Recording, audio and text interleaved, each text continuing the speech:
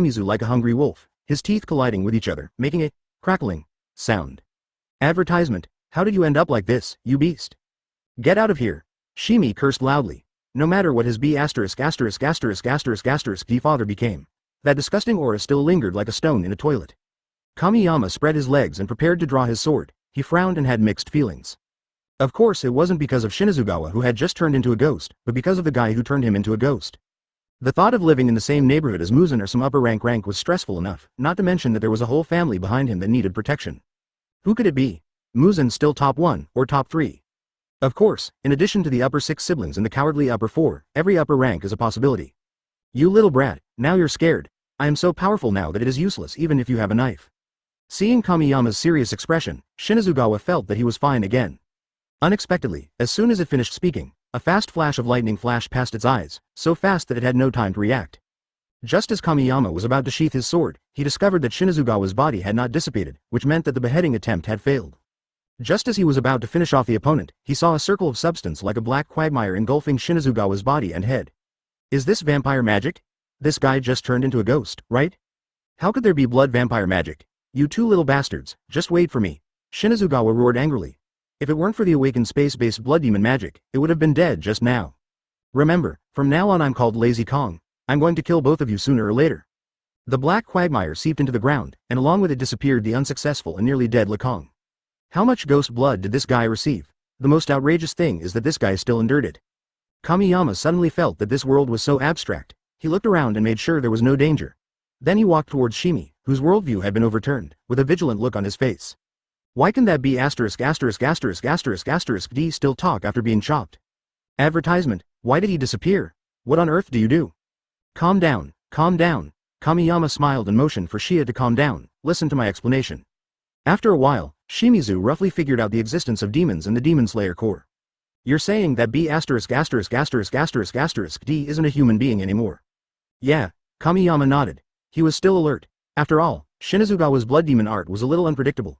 The most important thing was that the guy who turned into a demon might still be nearby. Then how can I join your Demon Slayer core? If I don't kill it as you said, it will kill Mother and the others. Hearing this, Kamiyama immediately became interested, as he was worried about having no reason to trick the Shinazugawa family into moving out.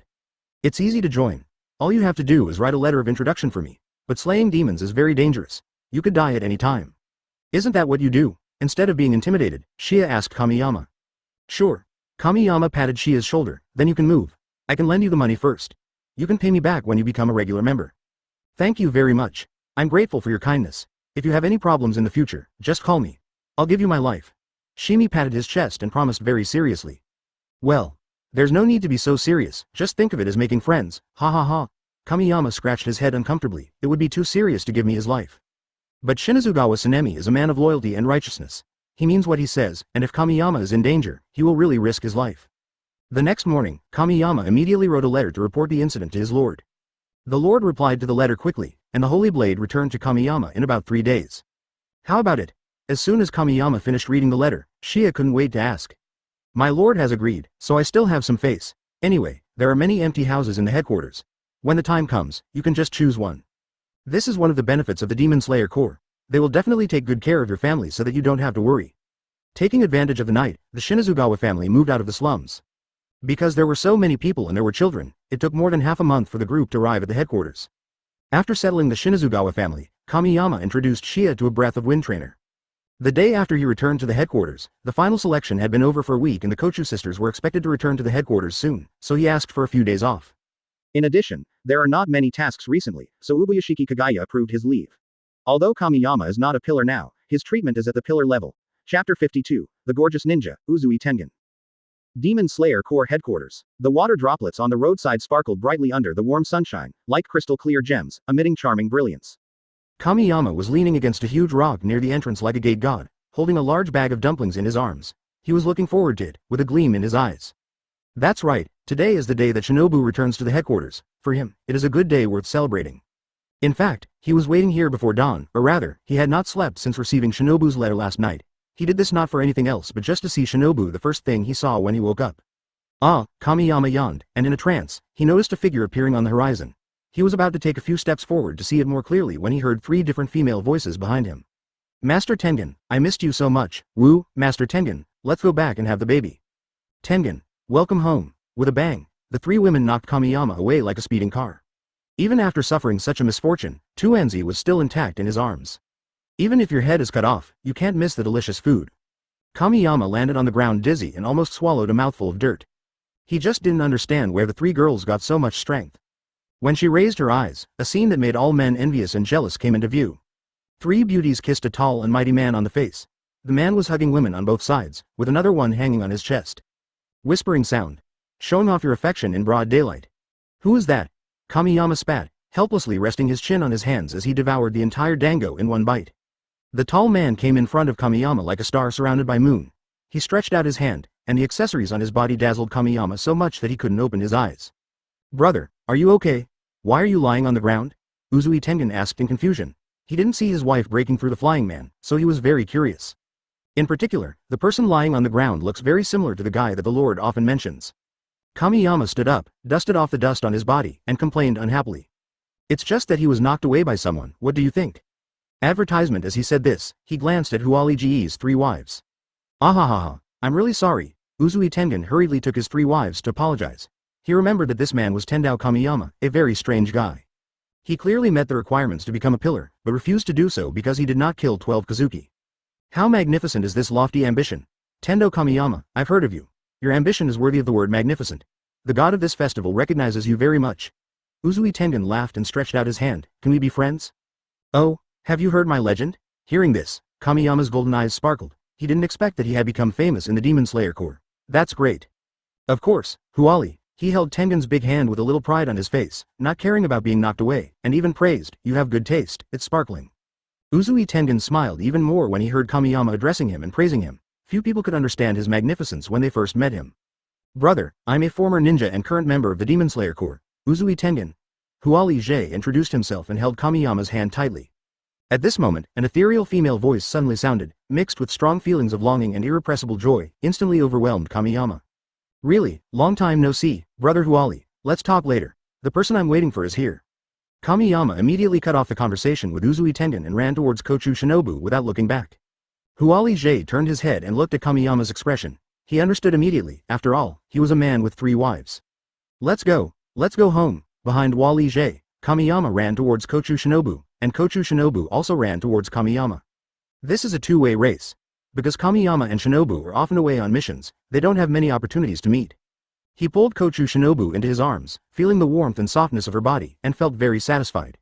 The familiar scent of wisteria emanating from Shinobu's body filled his nostrils, making him feel extremely at ease. Really, I'm back. Kochou Shinobu buried his little head in Kamiyama's chest and said excitedly, I successfully killed the ghost using the method you told me. Kamiyama rubbed her little head and praised her softly, saying, I know that Shinobu is the best. Kanae on the side didn't know what to say for a moment. These 2 people really didn't consider themselves outsiders. She coughed lightly a few times and reminded them. Well, I'm still here. Advertisement. The 2 finally realized that their sister was there and separated awkwardly. Kamiyama was fine. He congratulated Kanae without blushing or beating his heart. Sister Wei, congratulations on passing the final selection. Kochou Shinobu is a girl after all. Even if she is very outgoing, she is still very thin-skinned. She was so excited just now that she forgot her sister was there. Her head was lowered so low that it almost touched her chest, and her face was as red as a ripe apple, making people want to take a bite of it. There was a gleam of shyness and nervousness in her purple eyes, and her hands were tightly grasping the corners of her clothes, as if she was trying hard to hide her embarrassment. Kanae glanced at Kamiyama and teased, I thought I was being ignored, busy man. Ahahaha. Kamiyama scratched his head and chuckled. Okay, I'm going back to the medical department first. You 2 can do whatever you want, bye. Kanae smiled and quickened her pace, leaving space for the 2 couples who had been missing each other for a long time. Halfway through the walk, she suddenly turned around and gave her sister a meaningful smile. Shinobu, remember to go home at night, elder sister. When did I not go home? Kochou Shinobu said angrily and glared at her sister. Goodbye then. Kanae waved her hand and disappeared at the entrance in a few steps. Now only Kamiyama and Shinobu were left. The 2 of them walked side by side, slowly step by step. The path under their feet seemed to have no end. After all, with their loved ones by their side, there was no path in their hearts. The sunlight shines through the leaves, casting mottled shadows, as if covering the whole world with a layer of golden gauze. The 2 of them just quietly enjoyed the tranquility and beauty. They hadn't seen each other for a long time and had so much to say to each other that they didn't know what to say for a moment. Before they knew it, they had reached the gate of the medical department. Kamiyama stopped and asked softly, don't you want to go in and take a look? Kochou Shinobu turned her head and looked, then quickened her pace. She pretended to be stupid and said, where is this place? Why should I go in? Really, let's go for a walk in front. Okay. Kamiyama nodded like a chick pecking at rice. Shinobu just wanted to be with Shin right now, and that alone was enough to make her happy. The 2 had not taken a few steps when the door of the medical department opened and a man wrapped in bandages was crawling out little by little. Chapter 53, Sea of Flowers. Mr. Iguro, please don't be so stubborn, please go back and rest. A short girl with long hair came out. She had a red Kochu hairpin on her head. She was Kiyoshi Teruchi, one of the 3 little ones in the butterfly house. I'm fine. I just broke some bones and have a few more wounds on my body, Xiao Banez said impatiently. He stood up with the help of the doorframe, but his eyes met with Kamiyama's, and then they glared at each other with disgust. Xiao Banez suddenly grinned. The bandages wrapped all over his body could not hide his smugness at all. He raised his middle finger and taunted. Isn't this a loser who can't even be killed by a lower string? I killed one of the lower ranks not long ago. He was just as weak as you. After showing off, Xiao Banei just felt relaxed physically and mentally, and even her broken bones didn't hurt so much anymore. Hearing this, Kamiyama's mouth twitched, and he responded with an international friendly gesture, retorting. Don't show off if you can hurt a weakling like that by killing a lower-ranked demon. Why, do you want to have a sparring match? Xiao Banei showed no sign of weakness. Kochou Shinobu on the side held his forehead and sighed. This pair of funny guys either hurt each other or were on their way to hurt each other every day, but in fact they were closer than brothers. Xiao Banei, take good care of your injuries. We're leaving first, bye. Shinobu grabbed Kamiyama, who was eager to try, and fled the scene at the speed of light. She just wanted to stay together for a while, why was it so difficult? Tisk, two boring guys. Xiao Banei curled his lips and complained, if you have that time, you might as well train for a while longer. Mr. Obane, please. Please go back to the ward, okay. Terachi Kiyoshi's voice became smaller and smaller because the person in front of him spoke in a very scary way. Okay. After taunting Kamiyama, he was in a good mood. It was more important to heal his injuries, otherwise when would he be able to beat that B***ch? Of course, the main reason why Obani wanted to beat up Kamiyama was because the other party had hidden chili peppers in his rice not long ago. This guy is either playing tricks on people or on his way to playing tricks on people every day. He really makes people love and hate him. After Kochou Shinobu pulled Kamiyama out of the medical department, they deliberately ran into deserted paths and only stopped when they were tired. Huff, huff, huff. Shinobu held the wall with one hand, his chest heaving violently, but a smile on his lips. There must be no one around now. She didn't notice that she was holding Kamiyama's hand, and she saw 4 angel versions of Kochou Shinobu flying around Kamiyama's head. Advertisement. He smiled foolishly and kept repeating the same sentence. Ninja, hold my hand, hee. Hey. Omega, asterisk. Soon, Kochou Shinobu realized something was wrong. She blushed and shook off Kamiyama's hand, saying embarrassedly. Sorry, it was just that. It's okay, just take it. Kamiyama stretched out his hand with a righteous look on his face. If you didn't know him, you would think he was some generous guy. What? Kochou Shinobu rolled his eyes at Kamiyama and said unhappily, you still want to take advantage of me? Kamiyama shook his head and started talking nonsense in a serious tone. No, I'm not taking advantage of you. I'm just trying to help you. Besides, now that you've held my hand, my innocence is gone and I'll never be able to get married. Kamiyama said this, pretending to be a little woman with a sad expression as if his life was ruined. For a moment, Shinobu was actually a little fooled by this guy. After all, people of that era were very conservative. Her face turned red, and she looked serious, saying, I am responsible for you. She couldn't help but raise her voice a little and said, then I'll be your old. Before he could finish his words, Shinobu noticed Kamiyama's expression of success, and changed the subject, angrily saying, you don't look like someone who can't get married, you be asterisk. D. She pinched Kamiyama's ear and said, you even touched my hand. It hurts, ninja, I'm wrong, isn't that okay? Forget it, I'll spare your life. Shinobu retracted his hand and walked quickly in front, even not forgetting to complain, if there were no ghosts, you would be a good actor. No way, I'm just the best in the world. Kamiyama followed with a smile. He is the kind of person who would still pant when he calls me fat, and he has no idea what face is. Just be so cocky. Kochou Shinobu rolled his eyes at Kamiyama. He really couldn't be praised for not having the slightest idea of being humble. By the way, I have prepared a surprise for you. Do you want to see it? Kamiyama suddenly looked at Shinobu mysteriously and asked. What? It's a surprise. If I tell you about it, it won't be a surprise anymore. Kamiyama ran to Shinobu and squatted down, saying, close your eyes and I'll carry you. How about that? All right. Advertisement. Kochou Shinobu was curious about the surprise Kamiyama mentioned, so he naturally lay on his back and closed his eyes. Let's go. Kamiyama quickened his pace and soon turned into a valley along a hidden path. Are we climbing a mountain now?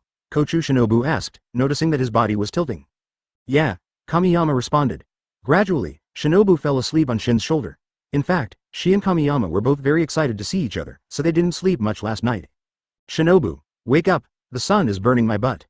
I don't know how much time passed, but Kochou Shinobu heard a really gentle voice. She slowly opened her eyes, everything in front of her was blurry, but she still tried hard to wake herself up. When her vision gradually became clear, she saw Kamiyama's face. He had a warm smile on his face. She liked the feeling of being able to see the person she wanted to see as soon as she opened her eyes, and she couldn't help but laugh. I'm going to move away. Be careful of the glare from the sun. Kamiyama slowly moved away. Only then did Kochou Shinobu realize that he had already arrived near the top of the mountain. Looking around, you can see flowers blooming everywhere, like a colorful sea of flowers. Flowers of various colors, shapes and sizes are intertwined with each other, forming a beautiful and spectacular picture. They sway gently in the breeze, emitting a charming fragrance. This is a sea of flowers that belongs exclusively to Kochou Shinobu. How is it? Kamiyama asked proudly. He planted these when he had nothing to do, and most of the seeds were brought back when he was on missions. The most important thing is that this is a sea of flowers that he spent 2 years creating, and he started doing it shortly after he arrived at the headquarters. This is my gift to you for passing the final selection. I thought it was too late. Kochou Shinobu was so surprised that she could hardly speak. She covered her mouth with her hands, tears glistening in her eyes. She sat there quietly, staring at everything in front of her, with an indescribable warmth and happiness surging in her heart. I like it very much, very much. I like it very much. Kochou Shinobu said excitedly, but she didn't say what she liked. Chapter 54. Luck, Pillar, leads the team. Shiashi appears. Slanted mountain.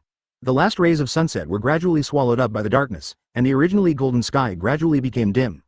The sun slowly sank into the cliff like a tired old man, leaving behind silence and darkness. Under the cold moonlight, Murata led a team of 5 people toward the top of the mountain. From a distance, the mountain looks like an eye hanging obliquely in the sky, hence the name Shimu Mountain.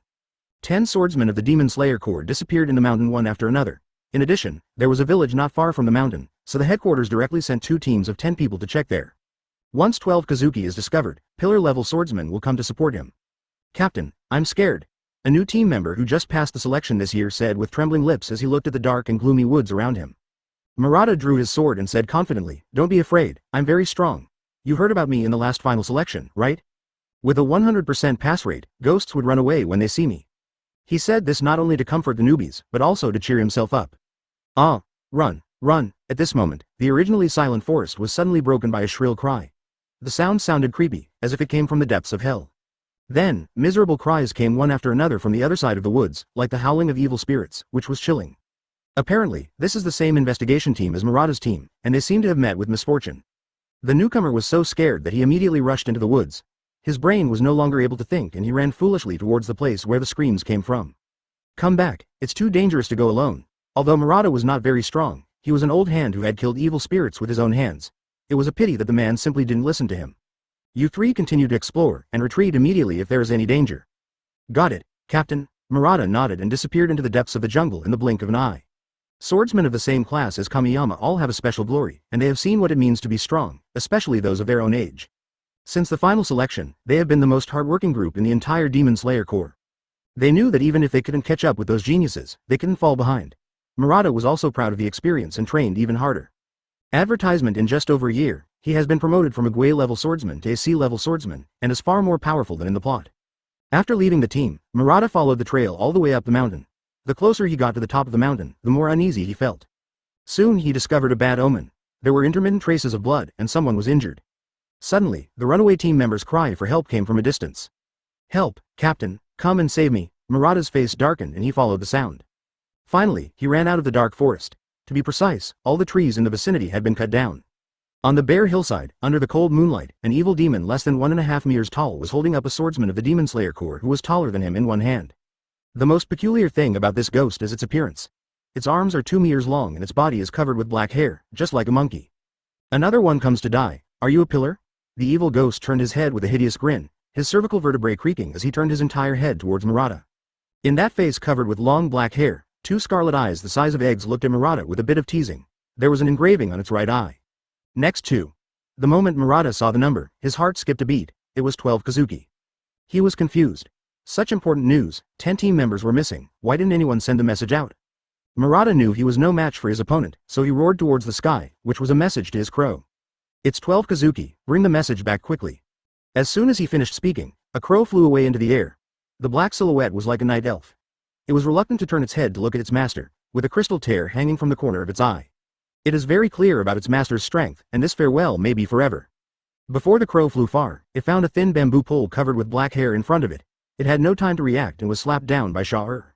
Its arms, which were several dozen meters long, quickly retracted, and it looked at Murata with a smug look on its face and said, "Now, what else can you do? Hee. Now Murata finally understood why the message could not be sent. Advertisement. His mind went blank for a moment, and then Murata roared out with all his might. Everyone, if anyone can hear, there are 12 Kazuki in this mountain. Get the news out, you must get the news out. The next moment, his gaze became firm, and water-breathing type 10 endless rebirth was activated, with a twisting faucet biting down fiercely. Buy time, you must buy time, it's so boring. Shao-er threw away the swordsman in his hand and smiled disdainfully. A moment later, Murata, who was covered in wounds, was strangled by Shao-er. The other party could break his cervical vertebrae as long as he slightly bent his fingers. Weakness is a sin, foolish swordsman. Shao-er looked at Murata with an arrogant attitude as a superior, and even mocked him. Hearing this, Murata sneered a few times. He was no longer the cowardly person he used to be. Once upon a time, he was no different from the new team member, but that was in the past. The final selection changed him a lot. It's true that I'm weak, but it's enough that I have strong guys. I can't behead you. There are others who are stronger than you. Evil ghost, I'll wait for you in hell. Murata's words made Shaw lose all interest. It was not fun at all to kill a guy who was not afraid of death. Only when one is on the verge of death can a person reveal his or her deepest fragility and sorrow without reservation. Fear, despair, helplessness, begging. For the gibbon, seeing the pathetic side of humans is its greatest pleasure. Then just wait until I kill the man you said was powerful, and then you will naturally despair. Shaw slapped Murata unconscious with a slap. Before he closed his eyes, he saw 3 crows rushing out of the night in another direction, and a satisfied smile appeared on the corner of his mouth. We successfully distracted this guy and the information was finally passed on. Those 3 crows were exactly the other 3 members of Murata's team. When Murata encountered Shaw, they were not far away and the 3 of them heard his shouts clearly. The gibbon did not notice the 3 crows flying far away, and it had a trump card that even Zhu could deal with. The next one died not long ago. As long as it can kill the pillar of the Demon Slayer Corps, it will have the opportunity to be promoted and get more blood of the trash boss. At least that's how it dreams. Chapter 55 I am enough. The crows flew desperately, never stopping for a second, just hoping to send back the message as soon as possible. Finally, the 3 exhausted crows flew to the vicinity of the Yoshiki family's residence, but unfortunately they fell from midair before they could get in. Just as they were about to die, a fig flashed by and caught them. Feiyu held them carefully in his arms, a hint of heartache flashing in his eyes. These little guys are also fighting with their lives. He hurriedly pushed open the door and saw Yubashiki Kagaya sitting under the eaves as usual, holding a book in his hands, a quiet and handsome man. Boss, these 3 crows must be important. There was no one else in the yard, so there was no need to worry about etiquette. Kamiyama naturally sat next to the lord. Kagaya recognized at a glance which swordsman the crow in front of him belonged to, and guessed in his mind that the swordsman who went to investigate at Shimu Mountain was probably in danger. Thinking of this, his heart skipped a beat. Those were 20 swordsmen. This is all due to my own misjudgment. Makoto, go to Saka Mountain.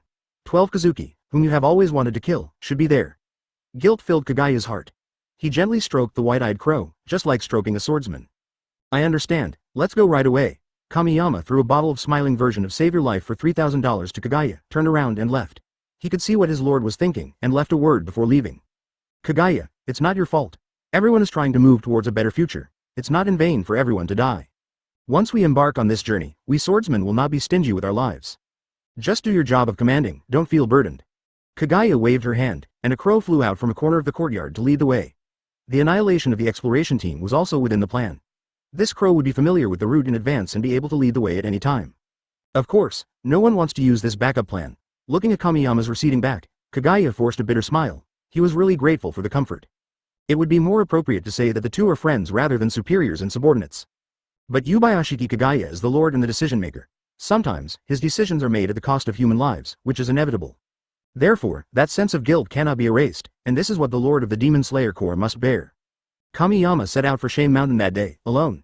It was not because the headquarters did not want to send more people, but because there were not that many people. You know, as the only surviving veteran of the previous generation, Rangoku Shinjiro is always on the way to carry out missions. He is almost 40 years old, which is a very old age for a demon slayer. The afterglow of the setting sun shines through the big eye-like mountains, like a handful of white sugar thrown into the sea, and in the blink of an eye is swallowed up by the deep and dark jungle. Advertisement at this moment, Shimu Mountain was like a huge black hole, greedily swallowing up all the light and trying to cover the entire world. At the foot of the mountain, 3 savage-like swordsmen were waiting at the entrance to the mountain. They had been waiting for more than 2 days, hoping that support from headquarters would arrive soon. That might even save Captain Murata's life. Has the headquarters not received the message? The captain is dead. We must kill that ghost and avenge the captain. Even the captain can't do it, so you think you can? The 3 of them chatted one after another. The atmosphere became increasingly solemn, and they were so busy talking that the whole day was over. To be honest, the 3 newcomers are already in despair. At this moment, a fast-moving figure appeared on the horizon. Kamiyama arrived at Shimu Mountain exhausted. The 4-day journey was shortened to 2.5 days, during which he hardly slept. Of course, he could choose to travel normally, but human life is at stake, so it would be best not to waste time. Seeing someone coming, the 3 newlyweds smiled and their eyes were filled with light. It must be the vanguard personnel from headquarters who have arrived. Kamiyama noticed the 3 people. He stopped in front of them and said, "Hello, I'm the one who provides support, huh? What? Are you alone? There's 12 Kazuki in the mountains." The 3 newcomers widened their eyes, and the fire of hope that had ignited in their eyes died out again. Kamiyama didn't care about the distrustful looks of the 3 people. After all, he had never accepted the appointment of the pillar. If they hadn't seen it with their own eyes, others would not know his strength. He patted one of them on the shoulder and spoke with an irrefutable momentum and confidence. "I am enough." After saying this,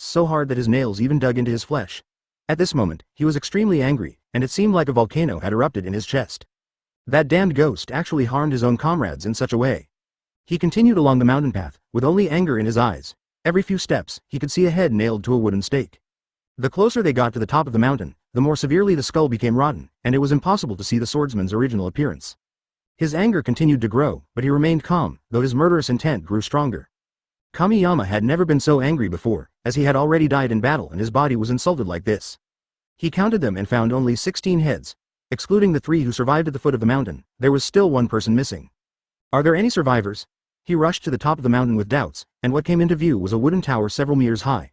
On the side of the wooden tower facing the intersection, there was a young man wearing the uniform of the Demon Slayer Corps. It was none other than Murata who had angrily scolded Shaw. He did not die. After all, Shaw wanted to see him die in despair. Mr. Shin, it's you. Murata raised his bloody head, his hoarse voice full of hope, because the one who came was Kamiyama, the strongest person in their class. His head was bald, all the hair had been pulled out by his subordinates, and his uniform was stained with blood. It was obvious that he had suffered inhuman torture. Even so, Murata was still not afraid of death and cursed Shaw all day long. Looking at Murata's miserable appearance, Kamiyama was furious and searched for the figure of the lower moon viciously. "A hole! Where are you hiding? You'd better not let me find you, or I'll cut you into pieces." Seeing that the lower moon had not shown up, Kamiyama wanted to save Murata first. However, just as he was about to move, a sharp finger was pressed against Murata's throat. If he moved even a little, Murata would be dead. Above the wooden tower shrouded in moonlight, a monkey-like figure appeared. It was the gibbon. The reason why Kamiyama didn't discover it was all due to its blood demon art, wood hidden. As long as it does not actively attack, it will hide in the trees. This is also the reason why it builds a wooden tower on the top of the mountain to create a battlefield that is favorable to itself. Advertisement: human, just die, aren't you afraid of death? When facing death, you are humble, desperate, and afraid. In order to survive, you can do anything. Humans are creatures that fear death. The gibbon was high above, looking down at Kamiyama with nothing but contempt in its eyes. At this moment, it thought it was a god because it controlled the lives of the people under the tower. Put down your knife, or I will kill this guy immediately. As soon as it finished speaking, Murata shouted with the last of his strength. Mr. Gen, leave me alone, kill him and avenge everyone. Noisy. The gibbon slapped Murata unconscious, and it had already begun to indulge in the drama it had choreographed. If the pillar put down the knife, it would destroy the human's hopes right before his eyes. If the pillar didn't put down the knife, it would immediately kill the human in front of it. I guess the pillar also saw the surprise I prepared for him. Seeing his comrade's head nailed to a stake, he must have been furious. The pleasure gibbon felt increased exponentially at the thought of being able to slaughter a pillar who wanted to kill him but couldn't. After all, no matter how fast that pillar is, he can't be faster than himself with the hostage in his hand. I'll give you 3 seconds to think. 1, 3. Time's up. Kamiyama's hands kept shaking as if he had Parkinson's disease. He pretended to be very nervous, but he stared at the gibbon intently and said firmly. Don't kill me, I'll let you go. Seeing the other party being so humble, the mockery in the gibbon's eyes deepened, and he felt very happy. Kamiyama bent down, and the moment the knife slipped out of his hand, he suddenly looked behind him and yelled in fear. Kibutsuji Muzan, you. Why are you here? Kibutsuji Muzan. This name is a taboo name for ghosts. Coupled with Kamiyama's realistic acting, the gibbon was stunned. Advertisement, it really thought that its boss had come. When the other party was distracted for a moment, Kamiyama tightly gripped the knife in his hand and his eyes became firm. The ground beneath his feet suddenly cracked, as if it could not bear his powerful strength. With a loud bang, Kamiyama rushed towards the wooden tower in front of him at an astonishing speed, like a cannonball that had just been fired. It happened so suddenly that the gibbon had no time to react. Looking up at the top of the mountain from the night sky, Kamiyama looks like a ball of fast-moving red gold flame, with its long flame tail dividing the entire mountain top into 2. With a loud bang, the wooden tower broke into pieces, the gibbon holding Murata's arm disappeared, and the ghost itself fell from the top of the tower overlooking everything. It felt like a dream until it happened. How dare this guy? The hostage is still in my hands. Who gave him the confidence? How did this be ************ do you know the adult's name? The gibbons were confused. Why didn't things go according to their script? Kamiyama hurriedly gave Murata a bottle of life-saving 3,000 pills, then quickly placed him in the bushes on the top of the mountain, and then turned and walked towards the lower level. The panic and fear on his face disappeared, and he started to laugh like the gibbon. I'm telling you, I want to save people, but you want to die even more. Have you decided how many pieces you want to break into? I decided to let you experience the long-lost sun. The gibbon stood among the scattered broken logs, staring at Kamiyama in anger and yelling. Liar, you despicable human, how dare you use adults to deceive me, ah. It pulled its own hair like crazy, and its egg-sized eyes were about to pop out. Kamiyama smiled slightly, stretched out his voice, and said in a mean tone. I am just despicable, what can you do to me? Hit me, come and hit me. He provoked the gibbon madly, and the other party was like a powder keg and was about to explode. He was actually played by a human. Chapter 57. One is more cunning than the other. The gibbon quickly stretched out its arms and waved them. A gust of wind blew between its arms. As it moved, the surrounding broken wood began to shake violently. In the blink of an eye, the broken wood flew into the sky and scattered all over the mountain top, forming a maze-like battle formation. The blood demon technique of wood hiding was activated, and it hid in a piece of broken wood, waiting for its opportunity to move. Kamiyama looked around and saw at least hundreds of wooden stakes. This family's blood vampire magic was very subtle, and it could even hide its aura. No wonder he didn't find it at first.